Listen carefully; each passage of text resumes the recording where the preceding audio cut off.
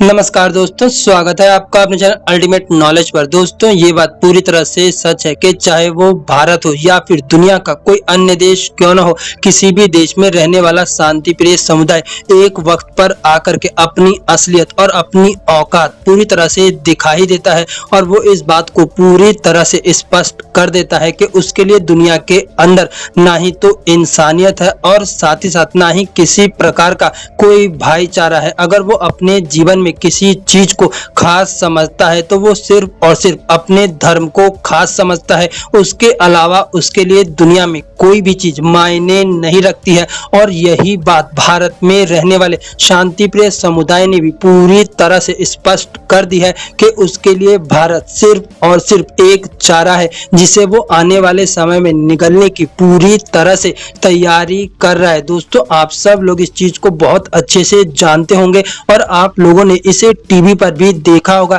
कि किस प्रकार से हमारे पड़ोसी देश बांग्लादेश के अंदर हिंदुओं पर अत्याचार किए जा रहे हैं और उनके घर और मठ मंदिरों को तोड़ा जा रहा है। साथ ही साथ वहां पर लोगों की हत्याएं की जा रही है और हिंदू महिलाओं को अगवा किया जा रहा है। दोस्तों, ये देख करके जहां पर भारत में रहने वाले शांति प्रिय समुदाय को दुख होना चाहिए और उन्हें बांग्लादेश की कड़ी निंदा करनी चाहिए, लेकिन आप लोगों को जान करके बहुत ज्यादा हैरानी होगी कि भारत में रहने वाला शांति प्रिय समुदाय इन सब चीजों से बहुत ज्यादा खुश है और वो इस बात को चाह रहा है कि किसी भी प्रकार से बांग्लादेश के अंदर से हिंदुओं का पूरी तरह से सफाया हो जाए। दोस्तों, बांग्लादेश तो दूर की बात है, आप लोगों को जान करके बहुत ज्यादा आश्चर्य होगा कि भारत में रहने वाला शांति प्रिय समुदाय अब इस चीज की धमकी खुल करके देने लगा है कि जो चीजें आज बांग्लादेश में हो रही हैं आने वाले समय में भारत के अंदर भी होंगी। दोस्तों, भारत में बहुत से ऐसे शांति प्रिय समुदाय के नेता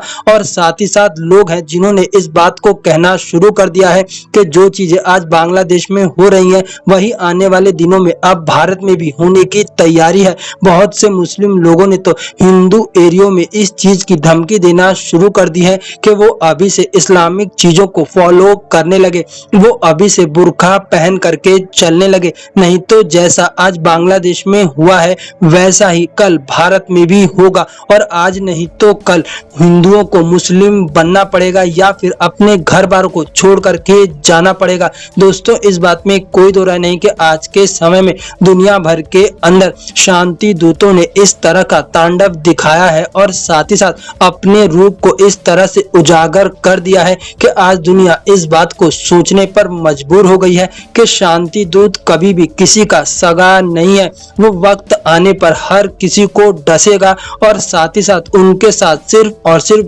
धोखा करेगा। दोस्तों, आप लोगों का भारत में रहने वाले शांति प्रिय समुदाय के लोगों के बारे में क्या सोचना है और साथ ही साथ बांग्लादेश के इंसिडेंट को लेकर के आप लोग भारत के बारे में क्या सोचते हैं, प्लीज अपनी राय कमेंट बॉक्स में जरूर बताएं।